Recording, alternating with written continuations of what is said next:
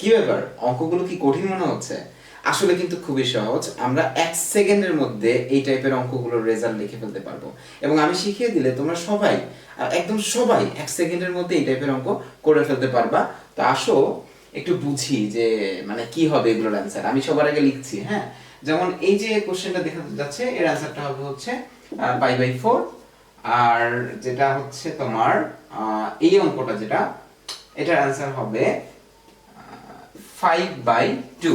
দেখো কত সহজে আমি কিন্তু 1-2 সেকেন্ডের মধ্যে একটু ভাবলাম, একটু ভেবে কিন্তু আমি এই অ্যান্সারগুলো লিখে ফেলতে পারলাম যে এক নম্বরের অ্যান্সার 5/4 আর পরেরটার অ্যান্সার 5/2।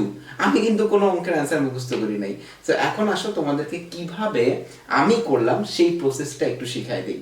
খুব সহজে তুমি এই টাইপের অঙ্ক সলভ করতে পারবা প্রসেসটা শিখলে। তো দেখো 3 নম্বরে যে অঙ্কটা, এখানে কিন্তু আসল খেলাটা কি?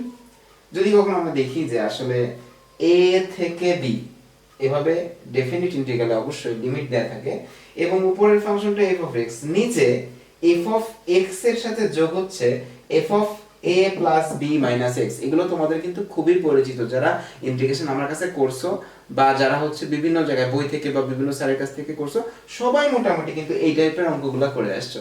f of a plus b minus x important সূত্রও আছে কিন্তু। আচ্ছা, যদি এমন থাকে ইন্টিগ্রেশন অফ a থেকে মানে a থেকে b integration of f of x dx, নিচে হচ্ছে f of x plus f of a plus b minus x, এই টাইপের যদি কোনো অঙ্ক সাজানো থাকে পরীক্ষার হলে, তাহলে তুমি কি করবা? সোজা অ্যানসার লিখবা b minus a divided by 2। হ্যাঁ, অবশ্যই b হচ্ছে আপার লিমিট, তাহলে অ্যানসার কি হয়? b minus a by 2। তো আসো আমাদের অঙ্কগুলো আমরা একটু বুঝি। আমাদের এখানে উপরে ছিল f of x 2 to the power sin x এক নম্বরে, নিচে f of x কিন্তু আছে, পাশে কি দেখো তো, পাশে হচ্ছে এরকম যে f of a plus b মানে কত? π/2, তারপর কি হবে? Minus x। খেয়াল করো, আমি যদি sin x এর ভেতরে π/2 মাইনাস x লিখি, তাহলে কি চলে আসছে? cos x। তাহলে এটা হচ্ছে কি f of π/2 মাইনাস x।